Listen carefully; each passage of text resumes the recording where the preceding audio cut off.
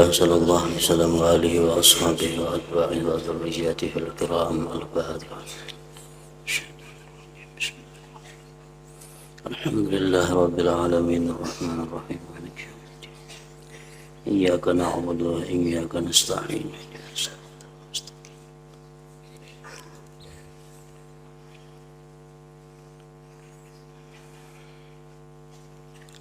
Bismillahirrahmanirrahim. Alhamdulillahi rabbil alamin. Wa bihi nasta'in ala umurid dunya waddin. Wassalatu wassalam ala asyrafil anbiya wal mursalin sayyidina wa maulana Muhammadin wa ala alihi wa sahbihi ajma'in. Qala al-musannif al-imam hujjatul islam Abu Hamid al-Ghazali rahimahullah wa nafa'ana bi ulumih. Jadi ibadah merupakan suatu hal yang sukar. Merupakan suatu hal yang sukar pelaksanaannya, namun juga teramat penting.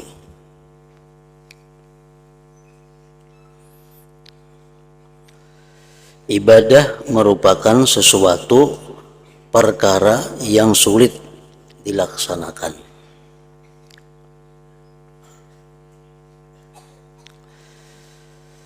Ibadah itu sulit dilaksanakan pertama karena bertentangan dengan nafsu manusia.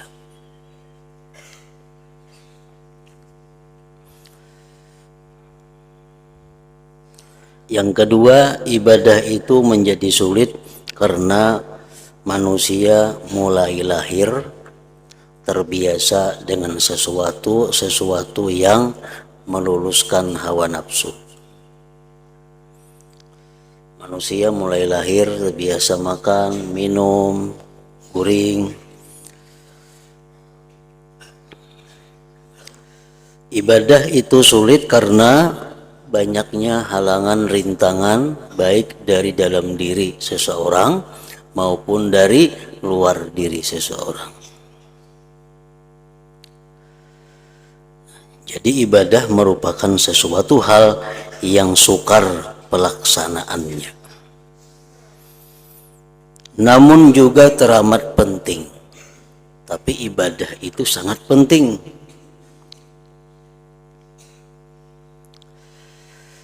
Kenapa ibadah itu penting? Karena hanya ibadahlah yang bisa mendatangkan kepada kita rahmat Allah Subhanahu wa ta'ala. Yang dengan rahmat Allah ta'ala itu kita bisa terhindar daripada siksaan api neraka. Dengan rahmat Allah itu kita bisa masuk ke dalam surga. Itu mesti ibadah. Inna rahmatullah qaribun minal muhsinin. Rahmat Allah itu dekat kepada orang-orang yang baik. Orang-orang yang baik itu adalah orang-orang yang beribadah mengabdi kepada Allah Subhanahu wa ta'ala. Dan lagi pentingnya ibadah itu adalah merupakan jati diri manusia. Karena dasar penciptaan manusia itu seperti yang disebutkan minggu dahulu adalah untuk ibadah. Manusia yang tidak beribadah itu kehilangan jati dirinya, kehilangan manusianya. Karena Allah menciptakan manusia itu untuk mengabdi kepadanya. Nah, karena ibadah tadi sulit pelaksanaannya, oleh sebab itu jarang sekali orang yang bertujuan ibadah. Sedikit sekali orang-orang yang mau beribadah itu karena sulit.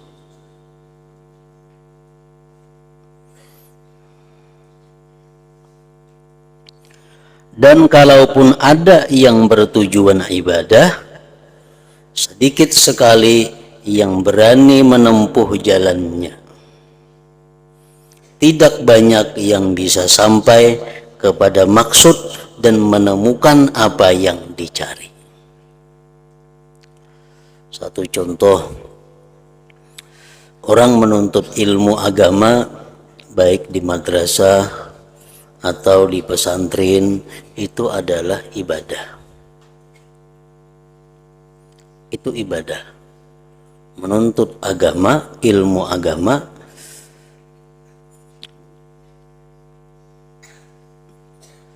di sekolah-sekolah agama yang khusus belajar tentang agama itu merupakan satu ibadah. Nah, sangat sedikit sekali orang-orang yang mau belajar khusus untuk agama itu. Kita banding aja orang-orang yang belajar ilmu agama secara khusus lawan orang-orang yang belajar ilmu yang bukan agama, pasti banyak orang yang belajar ilmu bukan agama. Karena ilmu agama itu mempelajarinya adalah suatu ibadah. Ibadah itu sulit, ibadah itu sukar pelaksanaannya, dan sedikit orang yang mau melaksanakannya. Nang sedikit melaksanakan itu pun banyak nang kada sampai kepada tujuannya. Artinya putus di tengah jalan. Orang sekolah pesantren, semestinya sekolah pesantren itu 6 tahun atau 7 tahun hanya tamat. Masuk sekolah pesantren, berarti sudah melakukan suatu ibadah karena menuntut ilmu agama secara khusus. Nah, di antara sekian banyak yang masuk itu hanya sedikit sekali yang bisa menyampaikannya kepada akhir pendidikan. Hanya sedikit sekali yang bisa sampai tamat. Kenapa? Karena sulit. Yang mampu menjalankan ibadah itu adalah orang-orang tertentu yang dipilih oleh Allah Subhanahu wa Ta'ala. Orang-orang yang mampu menyelesaikan ibadah itu dengan baik, dengan sempurna, itu orang-orang yang sudah dimuliakan oleh Allah Subhanahu wa Ta'ala. Nah, dan kalaupun ada yang bertujuan ibadah, sedikit sekali yang berani menempuh jalannya. Tidak banyak yang bisa sampai kepada maksud dan menemukan apa yang dicari. Mereka yang bisa sampai kepada maksud, mereka yang bisa sampai kepada maksudnya, inilah orang-orang mulia yang dipilih Allah Azza wa Jalla. Ibadah yang dilakukan dengan benar, ibadah yang dilakukan dengan terus-menerus, ibadah yang dilakukan dengan istiqamah, itu akan membuahkan ma'rifat kepada Allah Subhanahu wa Ta'ala. Sedangkan ma'rifat kepada Allah Subhanahu wa Ta'ala itu membuahkan akan cinta kepada Allah Subhanahu wa Ta'ala. Nah, sedikit sekali manusia yang berhasil mendapatkan ma'rifat dan cinta kepada Allah itu.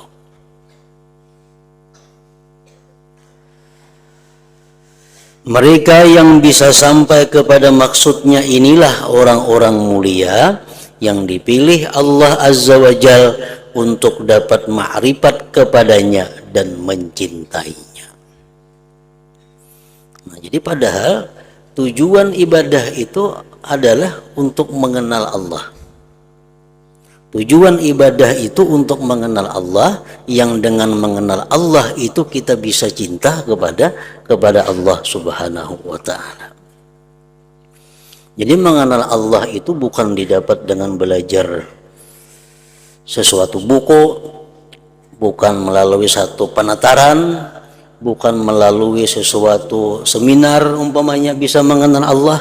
Itu hanya mengenal Allah secara ilmiah. Dengan membaca buku tentang Allah, kita bisa mengenal Allah tapi secara ilmiah.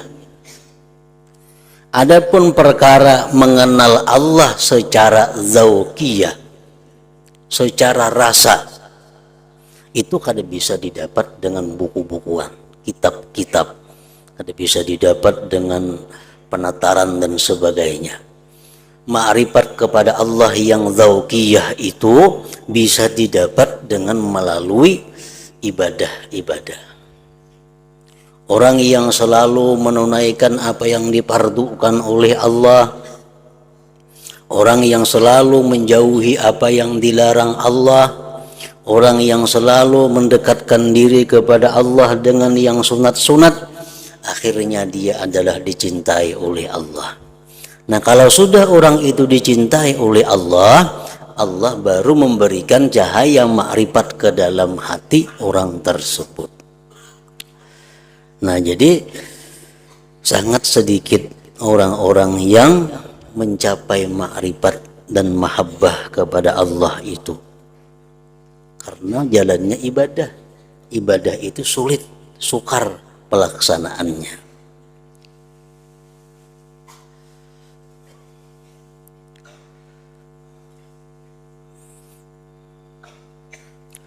Allah menunjuki mereka jalan yang benar dengan taufik dan pemeliharaannya.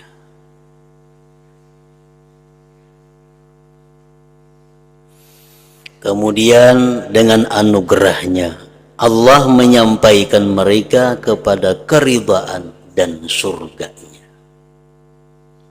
Karena itu kami memohon kepadanya semoga dia berkenan menjadikan kalian dan kami sebagai termasuk mereka yang beruntung sebab rahmatnya Allah Subhanahu wa ta'ala.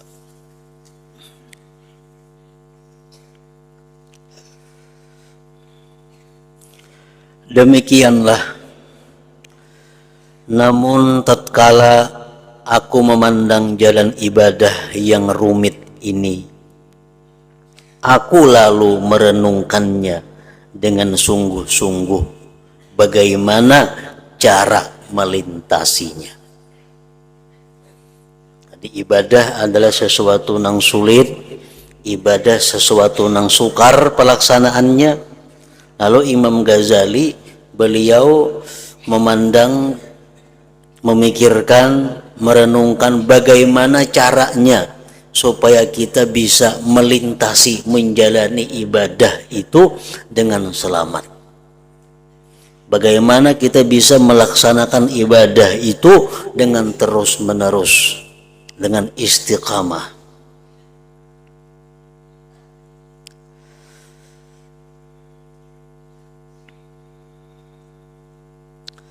Artinya cara menjalankan ibadah itu dan apa yang perlu dipersiapkan untuk ibadah, apa alatnya, apa daya upayanya, seperti ilmu dan pengamalannya.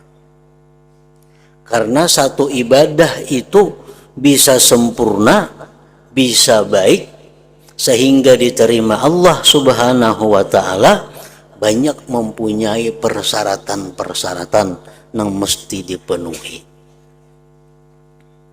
Ada satu ibadah yang bila kita laksanakan hanya berhasil, hanya berfaedah menggugurkan tuntutan, tapi belum bisa mencapai atau mendapatkan satu keuntungan lain seperti pahala umpamanya.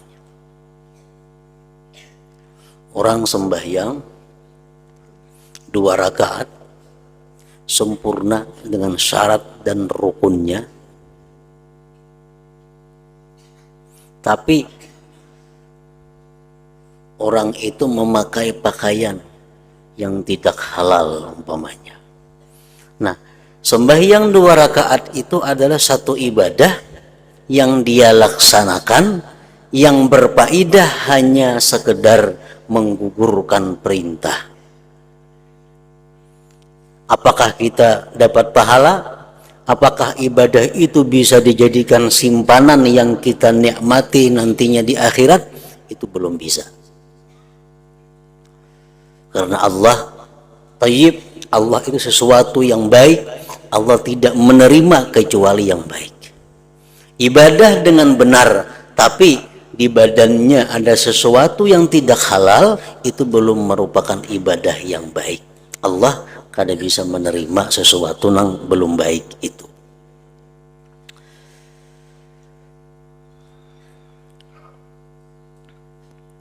Dalam kitab ini Imam Al-Ghazali akan menjelaskan kepada kita bagaimana caranya supaya kita bisa beribadah itu kada sulit, beribadah itu kada sukar, dan sempurna ibadah itu.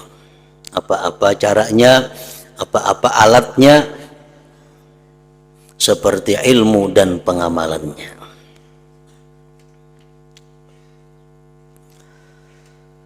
Barangkali lantaran pertolongan Allah seseorang bisa melalui jalan ibadah dengan selamat dan tidak terputus di tengah perjalanan ibadah yang gawat itu.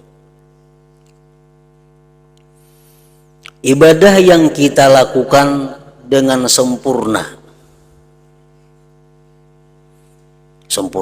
baik, belum tentu itu bisa kita nikmati ganjarannya di akhirat. Karena bisa-bisa di pertengahan jalan ibadah yang sudah sempurna tadi menjadi hilang, menjadi gugur karena tingkah laku atau akhlak kita.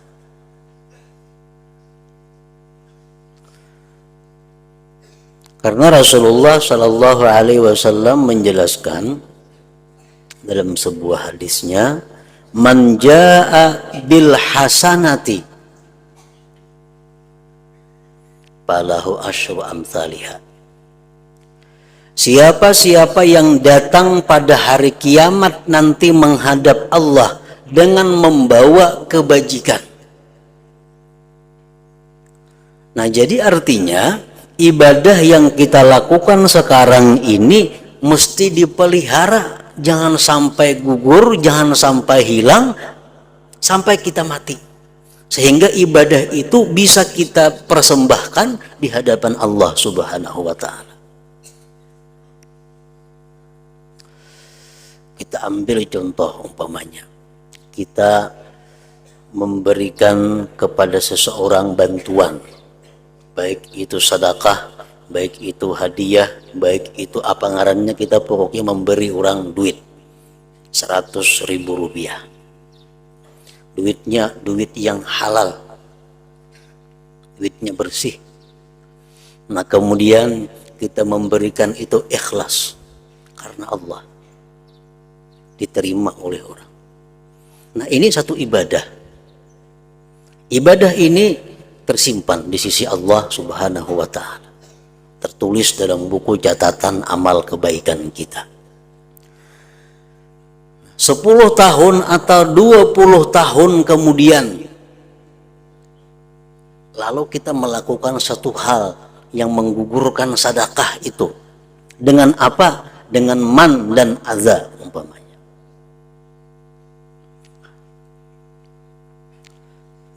10-20 tahun berikutnya kita berkisah-kisah lawan orang. Kan tahulan itu dahulu miskin orangnya, wah ini benaran sugih. Dahulu saben hari aku beri duit tuh, saben hari beres kok kirimi iwak, kok kirimi becari kada mana garingnya dahulu orangnya. Nah, dikisahkan ke situ kemari, padahal 20 tahun yang lalu ceritanya itu. Nah, mendengar kita bercerita-cerita itu, ini sakit hati yang diberi ini tuh, dikisah-kisahkan yang bahari ini tuh.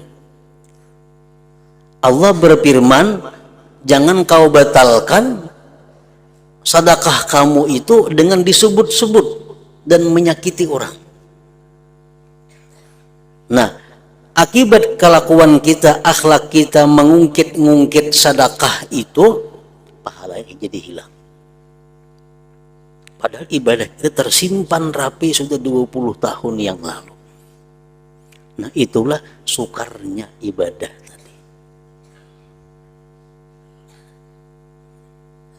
Jadi jangan kita merasa bahwa kita merasa banyak sudah ibadah, rasa selamat, rasa untung, belum tentu. Bila kada kita mati, maka ibadah itu selamat. Nah, hanya bisa kita katakan itu adalah amal catatan kebaikan kita. Selama kita masih belum mati, bisa-bisa ibadah itu hilang. Oleh karena tingkah laku kita kada bisa menjaga, kada bisa memelihara ibadah itu.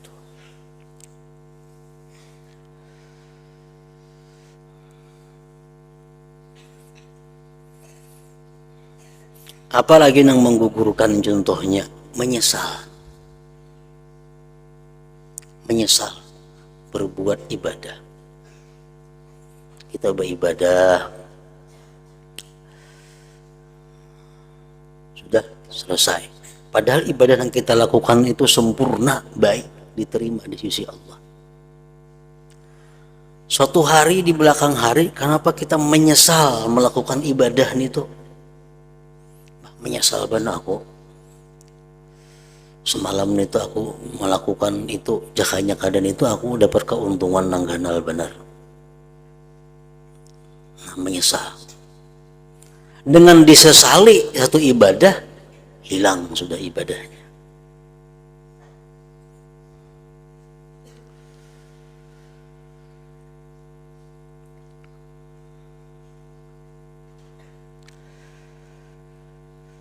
Barangkali lantaran pertolongan Allah, seseorang bisa melalui jalan ibadah dengan selamat dan tidak terputus di tengah perjalanan ibadah yang gawat itu. Nah, karena Imam Ghazali dalam kitab ini akan menjelaskan kepada kita apa-apa yang mesti dijaga supaya ibadah itu utuh. Bahkan kalau bisa ibadah yang telah ada tuh berkembang menjadi tambah banyak, tambah baik. Jangan hilang.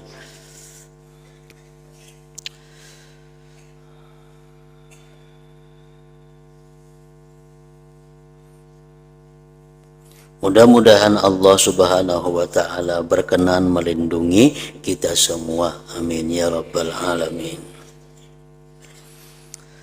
Maka aku pun, ujar Imam Ghazali, menyusun kitab-kitab yang menerangkan cara melintasi jalan ibadah tersebut. Seperti kitab Ihya Ulumuddin, kitab Al-Qurbah Ilallah, dan sebagainya. Kitab-kitab ini memuat ilmu yang terperinci. Dalam Ihya Ulumuddin itu lengkap. Lagi pula cukup sulit dipaham oleh orang awam, orang banyak.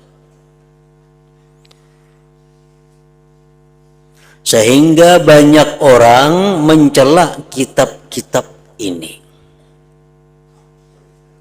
dan beramai-ramai memburuk-burukkan apa yang sebenarnya mereka tidak mampu membuat sebagus kitab-kitab ini.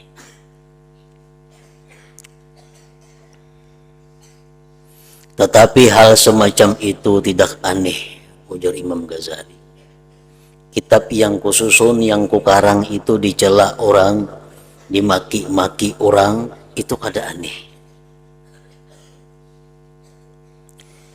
Adakah kalam yang keindahannya dan kebagusannya melebihi firman Allah Ta'ala, Tuhan sekalian alam? Pasti tidak.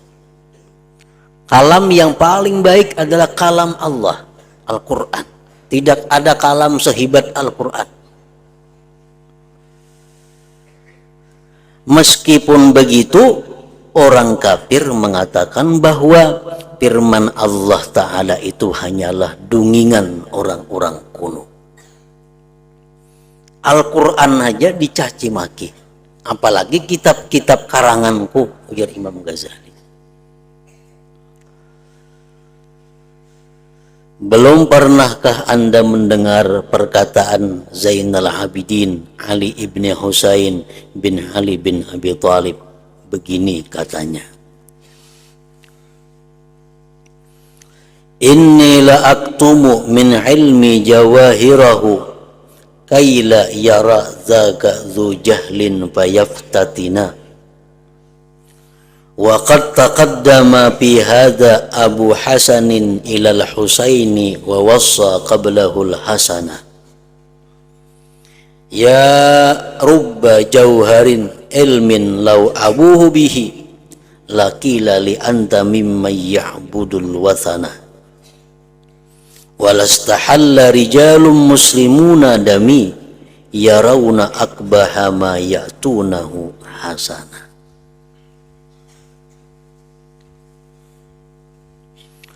Artinya, aku benar-benar menyembunyikan mutiara ilmuku, ujar Imam Ali Zainal Abidin. Ilmu-ilmu yang hebat, ilmu-ilmu yang luar biasa, ilmu-ilmu yang ganjil, itu ujar Sidin sengaja kusembunyikan. Artinya kada kubicarakan di depan umum, agar jangan sampai ketahuan orang bodoh.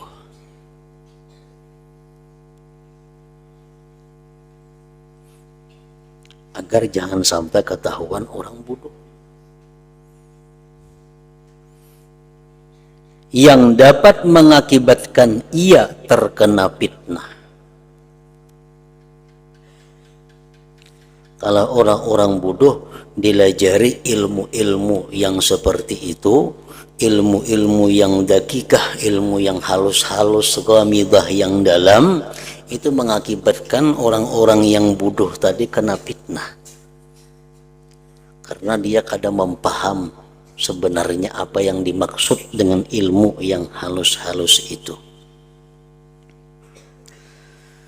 Hal semacam ini bukan hanya terjadi pada diriku, tetapi terjadi pula pada ayah Hasan, yakni Ali bin Abi Thalib, sampai Al-Husain. Dan sebelum Al-Husain, Sayyidina Hasan pun telah memberikan wasiat. Wahai saudara-saudaraku, banyak ilmu yang bagaikan berlian.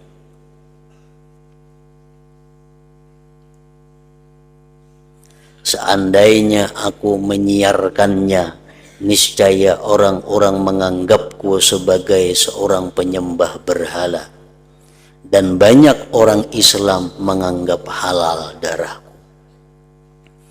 Mereka tentu berpendapat bahwa membunuhku merupakan suatu tindakan yang baik. Jadi ilmu tidak semuanya wajib atau mesti disampaikan kepada umat. Sesuatu yang benar itu kada wajib, kada mesti disampaikan. Sebagaimana Al-Imam Abdullah Al-Haddad mengatakan, laisa kullu haqqin yuqal wa likulli maqamir rijal. Bukan setiap yang benar itu dapat disampaikan, tetapi bagi tiap-tiap orang itu ada kedudukannya, ada kelasnya masing-masing. Obat ilmu sama persis dengan obat. Obat itu samuaan baik, tapi kada setiap orang bisa meminum semua obat. Obat penenang itu mestinya diberikan kepada orang-orang yang berhak. Orang-orang yang kada kawa guring, orang-orang yang operasi, orang-orang yang apa memerlukan. Nah, orang-orang yang bodoh melihat obat penenang itu diminumnya, lalu inya mabuk.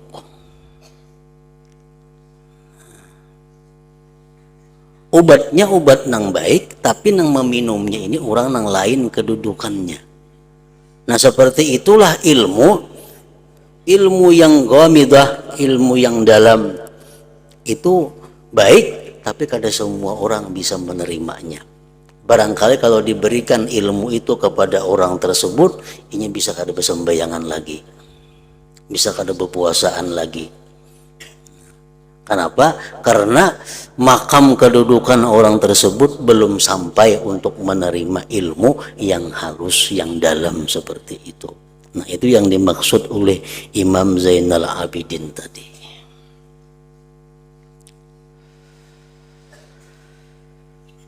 Menurut orang-orang yang ahli mengamalkan agama Allah dan menjadi hamba-hamba Allah yang paling mulia, keadaan tersebut membutuhkan pandangan penuh balas kasih dan meninggalkan pertengkaran terhadap seluruh makhluk Allah Ta'ala.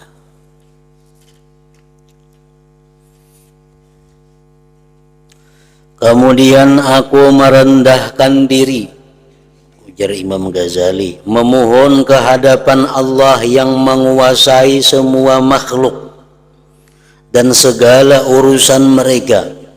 Semoga Dia berkenan memberikan kemudahan kepadaku untuk menyusun sebuah kitab yang disetujui oleh para ulama dan dapat diambil manfaat oleh pembacanya. Macam Ihya Ulumuddin itu kada semuanya bisa memaham. Bahkan di dalam Ihya itu ada beberapa kalimat Imam Ghazali yang dibilang termasuk golongan ilmu-ilmu yang berbahaya dibaca oleh umum. Sehingga kitab Ihya Ulumuddin itu menimbulkan permasalahan di kalangan para ulama. Nah, jadi kitab Ihya Ulumuddin itu kada sebarang orang bisa membacanya, mempelajarinya. Nah, Sidin hendak mengarang kitab Imam Ghazali ini yang bisa dibaca oleh semua orang, yang disetujui oleh para ulama. Sidin berdoa kepada Allah agar bisa menyusun kitab itu. Ternyata permohonanku dikabulkan oleh Zat yang mengabulkan permohonan orang yang sangat berhajat. Aku dikaruniai kemudahan dalam menyusun kitab tersebut, dan dengan anugerahnya pula aku dapat melihat rahasia-rahasia yang terkandung dalam kitab yang kususun itu. Aku juga diberi ilham pengetahuan cara penyusunan yang menakjubkan, yang belum pernah kututurkan dalam kitab-kitab susunanku yang terdahulu mengenai rahasia-rahasia pengalaman agama Allah, yakni apa yang sedang hendak aku terangkan sekarang ini. Kitab yang kita baca ini, kitab Minhajul Abidin ini adalah sesuatu kitab yang mempunyai susunan-susunan kalimat, susunan-susunan bab sesuai dengan perjalanan seseorang beribadah kepada Allah. Apa yang mesti disiapkan sebelum kita beribadah? Nah, sudah itu bagaimana cara menghindari halangan dan rintangan yang menghadang kita di waktu kita hendak melakukan ibadah. Apa-apa halangan rintangan yang kita lalui waktu kita beribadah. Apa-apa yang bisa menyempurnakan ibadah kita sehingga bisa diterima Allah. Apa-apa yang bisa menyelamatkan ibadah kita daripada terputus di tengah jalan kada sampai kita mati. Nah, semuanya akan dibuat di sini secara rinci dan tersusun rapi dalam kitab ini.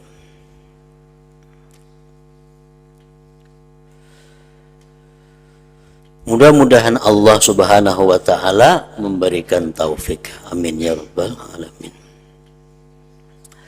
Ketahuilah bahwa pertama kali seorang hamba bergerak untuk beribadah dan menekuni jalannya adalah melalui buah pikiran yang datang dari langit, dari Allah Ta'ala, dan pertolongan khusus darinya.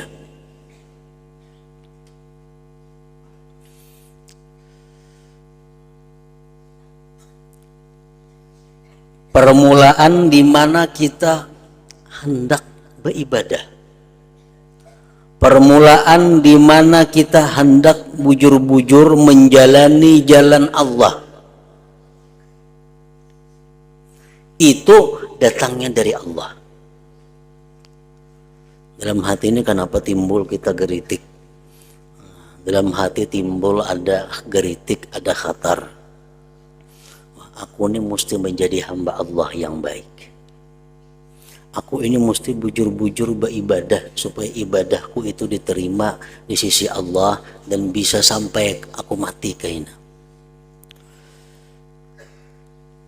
Aku mesti mengabdi kepada Allah. Nah, kalau dalam hati kita ada geritik seperti itu geritik dari Allah Subhanahu wa ta'ala. Itu datangnya dari Allah. Dan itu merupakan pertolongan Allah yang khusus kepada kita. Kenapa kata pikir macam itu kita hendak jadi orang baik? Aku ini mesti berubah dari sekarang. Kalau sekarang banyak waktu ku habiskan kada karuan, banyak urusan-urusan duniawi yang kulaksanakan, aku mesti berpikir, aku mesti berubah haluan. Aku hendak menjadi hamba Allah yang bujur-bujur, hendak menjadi hamba Allah yang baik, hendak menjadi orang yang mengabdi kepada Allah. Nah, bila ada geritik macam itu, sudah dapat pertolongan Allah ngarannya, dapat inayah dari Allah. Itulah yang dikehendaki oleh firman Allah Subhanahu wa ta'ala, afaman syarahallahu sadrahu lil Islam fahuwa ala nurin mir rabbih. Artinya, apakah kau kira sama orang yang dilapangkan hatinya oleh Allah, yang senang dan ridha menjalankan agama Islam, dengan orang yang tidak dikaruniai kelapangan hati? Tentu tidak. Orang yang dikaruniai kelapangan hati pasti berlaku hidup menggunakan dasar nur dari Tuhan Allah Subhanahu wa ta'ala.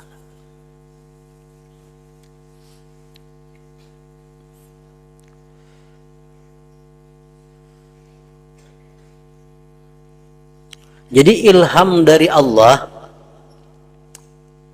nang menggeritikkan hati kita untuk jadi hamba Allah nang bujur, hendak menjadi hamba Allah nang menjalani jalan Allah nang hidup ini supaya jadi Abdullah, jangan jadi abdud dunia. Abdud dunia itu orang hidup waktunya, pikirannya banyak urusan dunia, sisanya hanya untuk Allah. Ini abdud dunia. Inya urusan nang apa aja, urusan agama, imbah tuntung urusan dunia maka. Nah, ini abdud dunia. Sembahyang imbah tuntung urusan dunia. Silaturahmi imbah tuntung urusan dunia. Semuaan urusan akhirat kebaikan terlaksana imbah selesai urusan dunia. Nah, ini orang abdud dunia ngarannya, bukan Abdullah, bukan hamba Allah.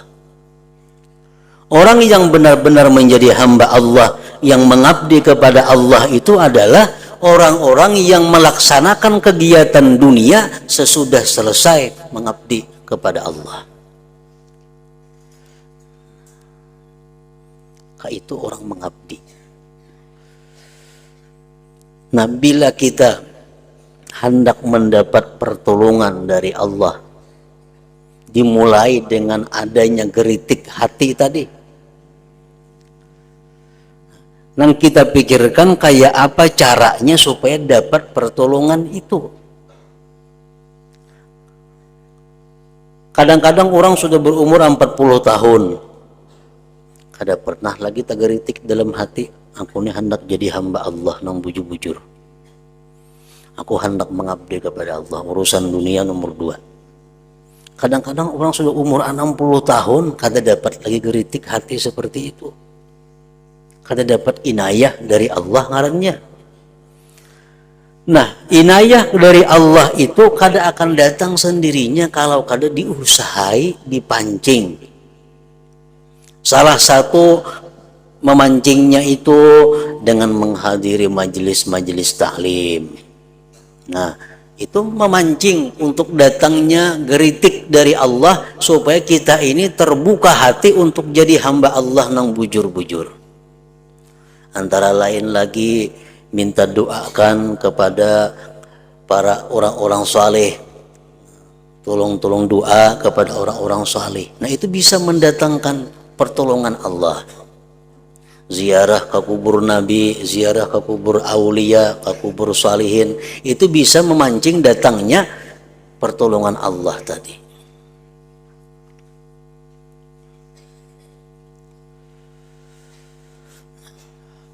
Buah pikiran dan pertolongan istimewa tersebut adalah yang diisyaratkan oleh Rasulullah sallallahu alaihi wasallam, innan nura idza dakhalal qalba infasaha wan syaraha.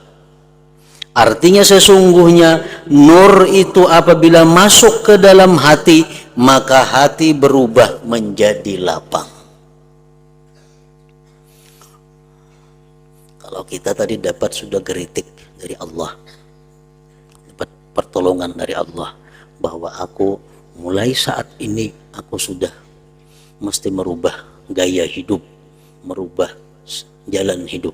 Nang selama ini hidupku sudah banyak kucurahkan untuk dunia, aku mesti berubah, mesti banyak mengabdi kepada Allah. Nah, bila mana ada geritik seperti itu, berarti cahaya masuk ke dalam hati kita. Dan hati kita akan lapang. Innan nur idza dakhalal qalba infasaha wan syaraha.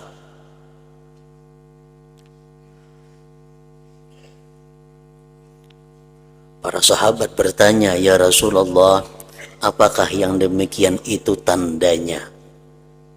Apa tandanya wahai Rasulullah bahwa hati orang tersebut dimasuki cahaya? Apa tandanya wahai Rasulullah hati orang tersebut berubah haluan kepada mengabdi terhadap Allah?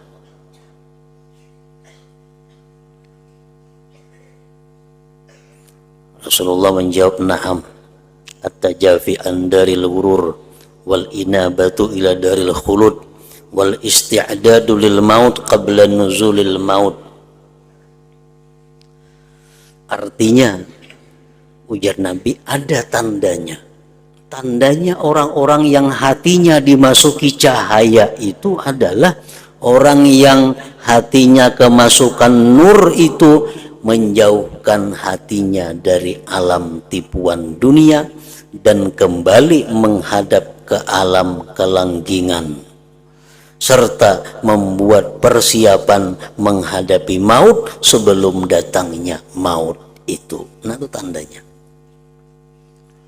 Tanda orang yang hatinya dimasuki cahaya, tanda orang yang dimasuki hatinya, dimasuki oleh khatar ilahiyah, gerakan geritik hati dari Tuhan tadi, akan terlihat dalam hidupnya itu adalah mulai menjauh dari kesibukan-kesibukan dunia, mulai merapat mendekat kepada kehidupan-kehidupan ukhrawi dan mempersiapkan kematian sebelum datangnya kematian itu. Itu tandanya orang ini sudah hatinya mulai bercahaya. Hingga situ pada permulaan di hati hamba tergerak. Hadratin Nabi sallallahu alaihi wasallam, al-Fatihah. Nasta'in bina siratal mustaqim. Siratal ladzina an'amta 'alaihim. Bismillahirrahmanirrahim. Alhamdulillahirabbil alamin. Wassalli wa sallim wa barik ala sayyidina Muhammad wa alihi wa sahbihi ajma'in. Allahumma ighfir lana ma akhta'na wa ma ta'ammadna wa ma asrarna wa ma a'lanna wa ma anta a'lam bihi minna, antal muqaddim wa antal mu'akhir, la ilaha illa anta. Allahumma anfa'na bima 'allamtana wa 'allimna ma yanfa'una. Sallallahu alaihi wa sallam Muhammad wa alihi wa sallam. Alhamdulillah.